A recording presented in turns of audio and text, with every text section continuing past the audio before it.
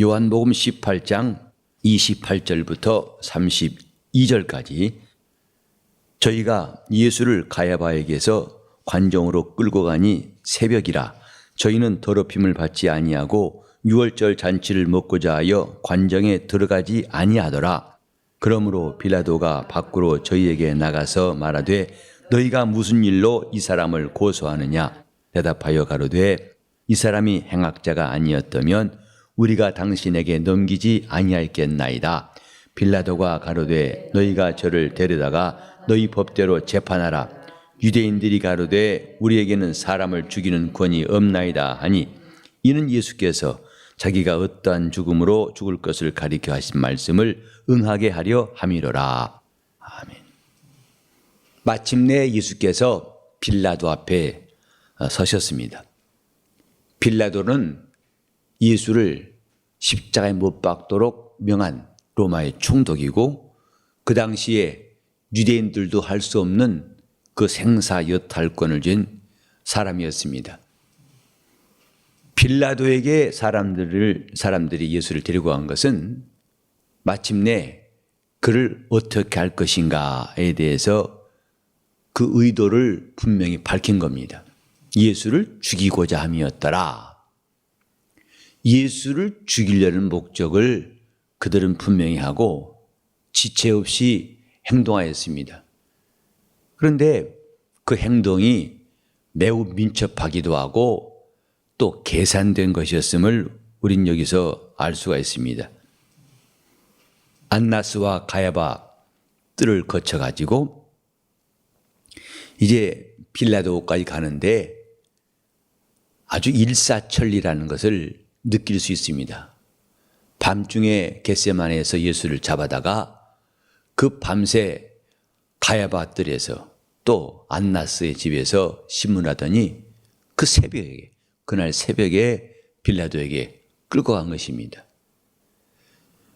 당시에 예수 그리스도를 그들이 임의로 죽이려고 한 것이 아니라 그들은 합법적으로, 다시 말해서 정식으로 고소해서 예수를 죽이려는 방법을 택했던 겁니다. 이것은 우리 주님께서 이 땅에 오셔서 죽음을 맛보실 때에 법대로 그가 죽으실 것을 하나의 예표한 것입니다. 유대인들은 로마법이라는 합법을 택했지만은 예수 그리스도는 하나님의 뜻대로라는 그 법대로 죽으신 것입니다. 그가 사고로, 돌연히, 그 다음에 갑작스럽고 또 사적인 죽음한 것이 아니라 공적인 죽음이라는 것을, 아버지 뜻대로 죽으시는 죽음이라는 것을 주님은 뜻하셨고, 예수를 죽이는 이 사람들도 로마 총독인 빌라도에게 맡겨서 빌라도에 의해서 처벌하도록 이런 방식을 택한 겁니다. 그러니까 이 사람들이 정직하고 매우 사려가 깊은 사람들이라는 뜻이 아니라 하나님의 말씀을 이루려고 하는 것을 이렇게 보여주신 겁니다. 빌라도가 당시의 총독으로서 사형을 결정하고 집행하면 그것은 테러라든지 또 어떤 개인의 위기에 의해서 죽으신 것이 아니고 공적인 죽음입니다. 이것은 예수가 하실 일이 공적이라는 것을 내포하는 것이다, 이 말씀입니다. 공적인 죽음을 처리하고 있습니다마는 그러나 이들에게는 참으로 이해할 수 없는 점들이 있었습니다. 그게 뭐냐면 예수를 끌고 가니 새벽이라. 어느 법정이고 새벽에 심판하는 것은 없습니다. 그런데 이 사람들은 새벽을 택한 것은 이 새벽에 일을 처리하면 아무래도 그동안 예수를 따르던 자들이 저지할 수 있는 기회가 별로 없어요. 대부분 다 잠자는 시간들이고 설마 이때에 기습적으로 하겠느냐. 그래서 사태를 예감한 사람일지라도 설마 지금 이 이른 새벽에 하겠느냐 하는 것을 노렸을지도 모릅니다. 그리고 자기들이 원하는 사람들, 선동한 사람들을 그들만 불러가지고 일을 일사천리로 진행하려고 했던 것 같습니다. 예수를 빌라도 앞에 끌고 간 것은 새벽이라. 은행도 회사도 관공서도 새벽에는 일하지 않습니다. 그것은 그때나 지금이나 별 다를 바가 없어요. 그런데 새벽에 끌고 가서 예수를 처리한 것.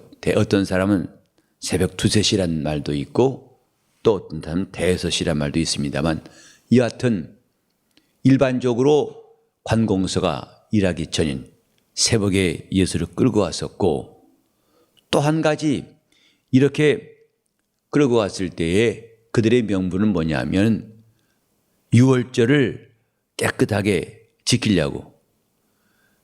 아무리 총독이지만 빌라도는 이방 사람입니다.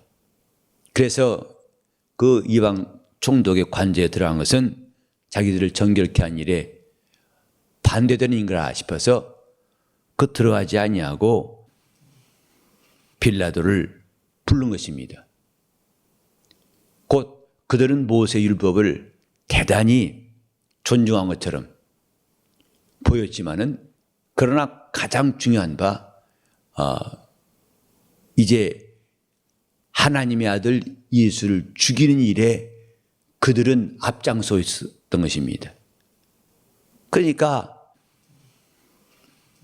조그만 일에는 아주 생색을 내고 제대로 한 것 같지만 정말 중요한 일을 망치고 있는 곧 외식하는 그들의 모습을 단적으로 볼 수가 있는 겁니다.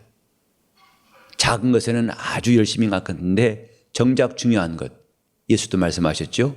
박하와 근채와 회양의 11조까지 하지만은 율법에 더 중한 바 의와 인과시는 버렸도다. 이것이 외식입니다. 아주 율법대로 유월절을 잘 지키는 것, 그래서 부정한 것을 그들이 멀리하고 하나님 뜻대로 한 것처럼 하였지만은 정작 그들은 하나님의 아들을 죽이는 일에 대해서 자기들이 용감하고 조금도 거리끼지 않았다는 것은 앞뒤가 안 맞는 이야기인 것입니다. 또 한 가지는 빌라도가 이렇게 요청할 때에 웬만하면 빌라도의 성품을 본다 하더라도 이런 일에 응할 리가 없을 것입니다. 지금 몇 시인데 지금 막 사람을 괴롭히냐? 이따가 오라 그래 하고 아마 물리쳤을 것입니다. 그런데 빌라도는 이 대제사장들 그 행동에 대해서 호응을 하였습니다. 그가 밖으로 나와서 너희가 무슨 일로 이 사람을 고소하느냐 하고 거기서 심리를 시작했어요. 그러니까 이 백성들이 하는 일들을 그가 따지거나 거절하지 아니하고 총독이 백성들의 말에 귀를 기울인다는 것이 참 낯선 일입니다. 총독의 마음대로 하는 것이 아니라 백성들이 하자는 대로 움직였던 빌라도도 역시 하나님의 뜻을 이루는데 그가 일조하고 있다는 사실을 보게 됩니다. 다 이것은 이렇게 되리라고 하신 성경 말씀을 응하기 위해서 하나하나씩 일이 진행되는 것을 볼 수가 있습니다. 새벽에 또 유월절을 더럽히지 않게 하려고 그들은 모양새를 내었고 빌라도는 이 뜻밖의 상황에 대해서 자기 법대로 하는 것보다는 어느새 그는 자기의 규칙을 무시하고 관공서의 습관을 무시하고 이들의 일에 동조하였다 이 말입니다. 그들의 일을 받아줬다 하는 말입니다. 이때 빌라도에게 고소하는 사람들이 하는 말, 도대체 고소의 내용이 뭐냐? 네, 그들은 행악자입니다. 이 행악자 보통 사람이 아니고 용서할 수 없는 행악자인데 안 그랬다면 우리가 데리고 갔겠습니까? 그때 빌라도가 또 이 법대로 데려다가 재판해라. 근데 이 답변은 뭐냐면 행악자 정도 아니라 이 사람은 죽여야 됩니다. 이거였습니다. 그런데 우리는 그런 권한이 없기 때문에 데리고 왔습니다. 즉 이 사람을 죽여주시오. 이것이 그들이 지금까지 밤새 추진했던 일의 목적이었습니다. 하지만 이런 열심, 그들의 열심이 이렇게 해놓은 것 같습니다마는 32절에 보면 이는 예수께서 하신 말씀을 응하게 하려 함이라. 모든 것이다. 하나님께서 하신 일들을 위해서 예비되었고 그 일이 진행되고 있다는 것을 성경은 말씀하고 있습니다.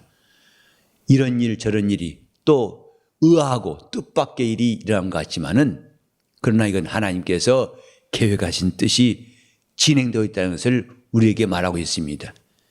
우리가 항상 기억해야 할 것은 우리의 앞에 어떤 일이 일어난다 할지라도 당황치 말고 또 염려하지 말아야 할 것은 이 일의 주관자가 계시다는 사실입니다.